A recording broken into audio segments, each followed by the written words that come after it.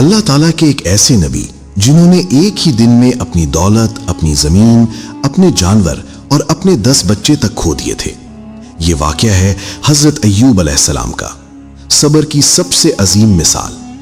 हजरत अय्यूब अलैहिस्सलाम अपने वक्त के निहायत मालदार और नेक इंसान थे, लेकिन अचानक एक सख्त आजमाइश आई। उनकी सारी दौलत खत्म हो गई, जानवर मर गए और सब कुछ बर्बाद हो गया। फिर एक जल्जले में उनके तमाम बच्चे भी दुनिया से चले गए। इतने बड़े सदमे के बावजूद उन्होंने कहा यह सब अल्लाह की अमानत थी और अल्लाह ने वापस ले लिया। उसके बाद वो एक तवील बीमारी में मुब्तला हो गए जो कई साल जारी रही।